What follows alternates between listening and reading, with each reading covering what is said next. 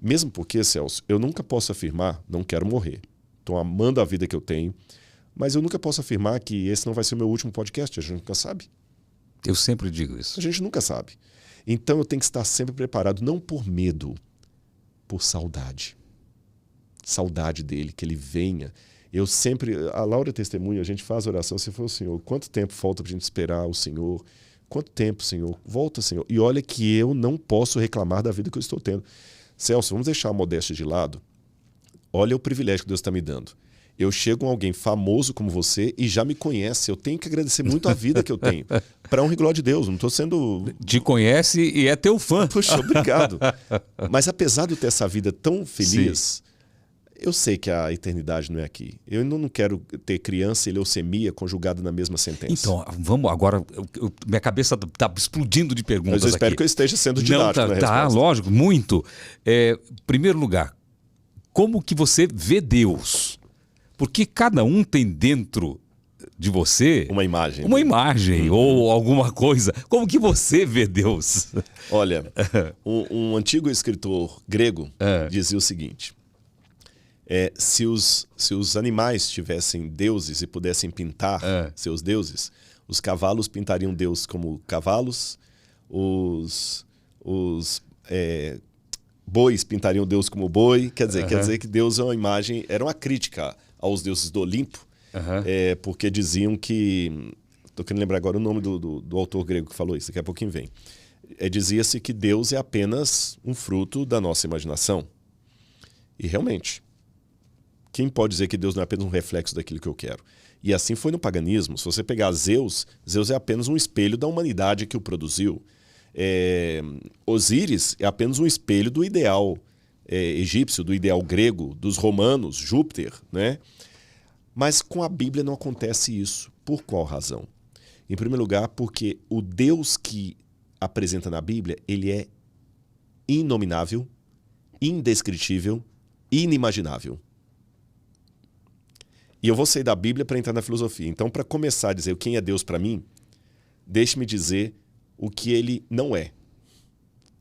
O Santo Tomás de Aquino dizia que Deus é tão grandioso, que a teologia só fala do que ele não é, porque o que Deus é em essência ninguém sabe. Está lá na Suma Teológica de Santo Tomás de Aquino. Imagine que o universo ele tem um diâmetro. Eu esqueci quantos milhões de anos-luz que é o tamanho do universo. Mas o universo ele tem limites. É finito, ele então. É finito. Finito, ok. Finito. Deus está acima do universo. Uau! Então não existe nenhum espaço que caiba a Deus. Deus não duela com sua vontade. Deus tem um tempo próprio dele, que não é necessariamente o tempo humano. No tempo de Deus. Ele não teve princípio nem terá fim. Deus não sabe, Deus não aprende nada. Deus sabe tudo. Deus não raciocina, Deus sabe. Raciocinar e chegar a uma conclusão. Deus em si mesmo se basta. Não existe nada na natureza que se compare a ele. Por isso que a Bíblia fala, vocês não vão fazer imagem de mim. Não vão fazer imagem, porque vocês não sabem como eu sou grande demais. Só que esse Deus que é tão grandioso, tão inimaginável, tão tudo para ter produzido o universo, ele precisa ser conhecido. Aí tem um paradoxo. Jesus falou, a vida eterna é essa, que te conheçam a ti, Deus único e verdadeiro, e a Jesus Cristo a quem enviaste. Mas se Deus é incognoscível, como é que eu posso conhecê-lo? Pior, eu preciso conhecê-lo para ser salvo. Você mesmo perguntou qual a imagem que você tem dele. Como eu posso ter a imagem de alguém que é indescritível, que está acima de tudo, que não tem nada na natureza que eu possa pegar por parâmetro? Aí a Bíblia mostra um movimento desse Deus que é lindo. Lutero fazia uma diferença em latim, ele escrevia o Deus absconditus e o Deus revelatus. O Deus absconditus é Deus na sua essência. Ninguém se assemelha a ele. Ninguém pode imaginá-lo. Ele não tem falta de nada. O Deus revelatus é aquele Deus que ele se diminui para ficar no meu nível, de modo que, mantendo a serenidade e a grandeza de um Deus, o caráter de um Deus, ele fica pequeno bastante para que eu possa abraçá-lo. Esse é o movimento da revelação. E o Lutero, já que eu citei, ele continua dizendo que os homens... O Calvino também falou um pouco sobre isso nas institutas da teologia cristã. é que os homens usam uma máscara para esconder o rosto. Deus é o único que coloca uma máscara para revelar o rosto. A máscara que oculta o rosto humano Sim. revela o rosto de Deus. E essa máscara foi uma diminuição que Deus fez de si mesmo para que nós pudéssemos entendê-lo. Aí agora eu já saio da teologia judaica para entrar na teologia cristã. E como foi esse movimento? Paulo, o apóstolo Paulo, quando escreveu ali a sua epístola aos Colossenses, ele fala: tenham em vocês o mesmo, aos Filipenses, tenham em vocês o mesmo sentimento que houve também em Cristo Jesus, porque ele, existindo na forma de Deus, não ficou agarrado ao fato de ser Deus. Antes, a si mesmo se esvaziou, assumindo a forma de servo e vindo viver no nosso meio. Isso é fantástico. Essa palavra esvaziou em grego é kenosis. É como se você literalmente pega essa garrafa e você joga água aqui, olha. Não sei se a câmera está pegando, ó. Tá pegando. É isso aqui, ó. E diz que ele se esvaziou da sua divindade. Ficou oco. Foi a expressão que Paulo usou. E ele foi, e aí vem o complemento com o apóstolo João, esse verbo, ele se encarnou vivendo em nosso meio. Então Jesus se tornou Deus em forma humana. E o preço que ele pagou para se revelar foi se diminuir. Ele não perdeu as características dele de Deus. Deixou de usar.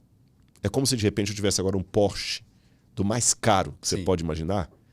E um belo dia você me vê andando a pé com a Laura na rua. Isso nunca vai acontecer. Mas só imagina, se de imaginar se trata. E você fala assim: ó, Rodrigo, cadê o seu Porsche? Aquele carrão que você passava na rua. Todo mundo...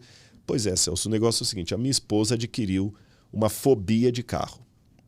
Ela não pode andar em carro. Uhum. Então eu amo tanto a minha esposa que o único jeito que eu tenho de caminhar com ela, sem ela passar mal, sem ela ficar, é andando a pé. Mas e cadê aquele carrão seu? Não, tá lá, tá guardado na garagem, ele ainda é meu. Mas você tem que andar de carro. Falou: não, peraí. Se eu sou obrigado a andar de carro porque eu tenho carro, o carro é que é meu dono, não eu que sou dono dele. Se eu sou dono bastante para usá-lo ou não usá-lo. E sou dono bastante para, por amor à Laura, eu deixar o conforto de um automóvel e andar a pé no sol quente para andar do lado dela. Essa analogia que eu estou falando é o que Deus fez. Então, Jesus se esvaziou-se. Não perdeu. Deixou na garagem. Deixou na garagem. E ele veio fazer a missão dele aqui. Revelar o Pai. Revelar o Pai. E foi tentado. Como nós, a nossa semelhança. E quando ele foi tentado, ele estava... Como ser esvaziado. Esvaziado. Tanto é que Jesus nunca usou o poder dele que ele podia. Uma vez, eu estou escrevendo um livro.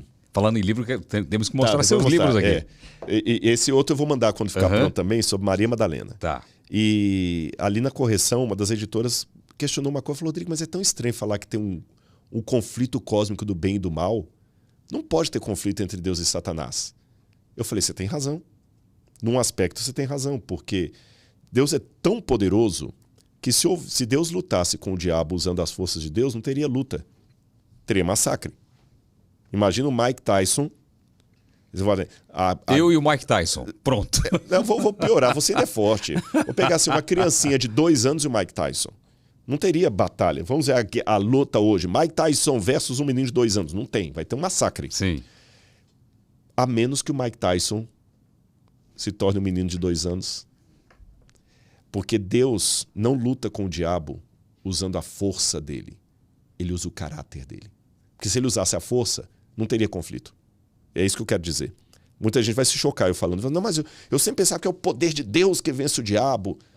Sim, é o poder de Deus. Mas já parou para pensar que se Deus usasse o poder dele, a luta nem começaria? Se Deus usasse o poder dele contra o diabo, a luta nem começaria. Não, e outra coisa, se usasse o poder, como que a gente enfrentaria o dito cujo? O dito cujo. Exatamente. Então o que Deus faz?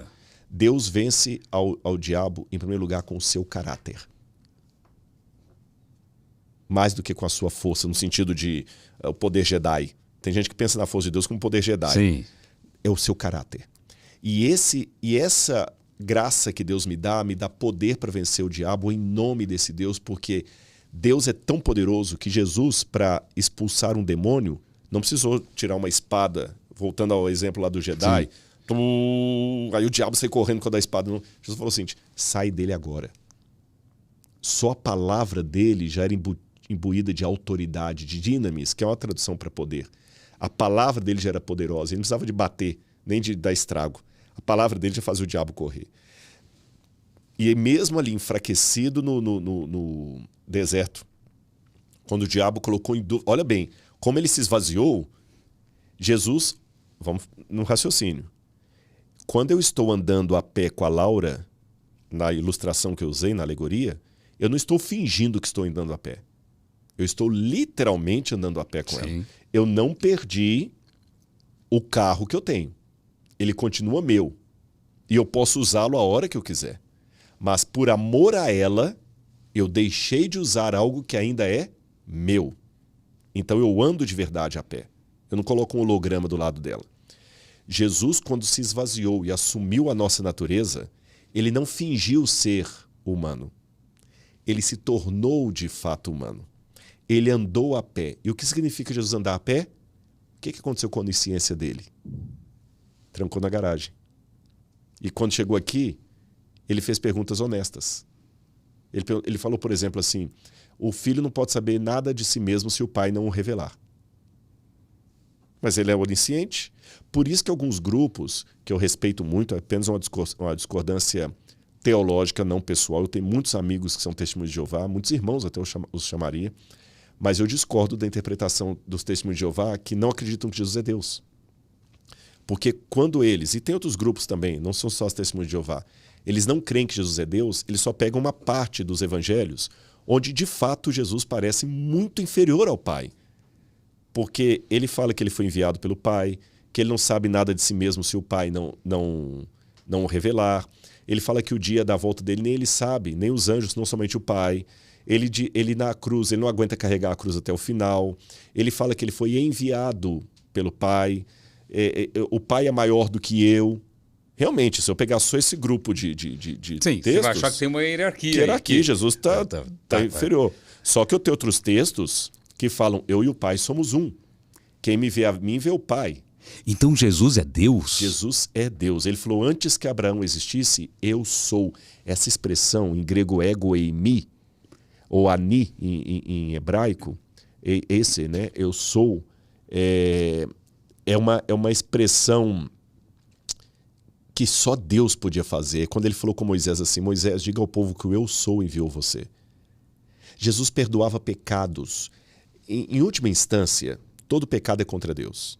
Então eu posso te perdoar uma falta que você cometeu contra mim. Eu não posso perdoar por você uma falta que você cometeu contra o seu tio. Sim, concordo. E Jesus perdoava pecados que foram cometidos contra outras pessoas. Então ele era Deus. Por isso que os judeus pegaram pedra e queriam jogar pedra nele. Então Jesus era Deus, só que ele é Deus, mas de que maneira? Deus revelatus. Lembra o adultério? Deus absconditus? Ele deu um rosto para o Pai. Ele deu uma forma para o Pai. Ele tornou o Pai mais próximo. Quem me vê a mim, vê o Pai. Por isso que agora, depois de toda essa digressão, eu estou pronto para responder a pergunta que você me fez. Como você imagina Deus? Leia o Evangelho e você vai ter sua resposta.